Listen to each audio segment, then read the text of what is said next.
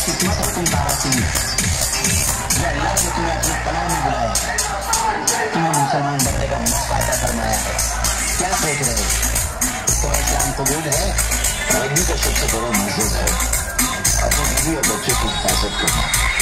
तुम्हें इस्लाम कबूल है? काफी ज्यादा एक है, एक हैरान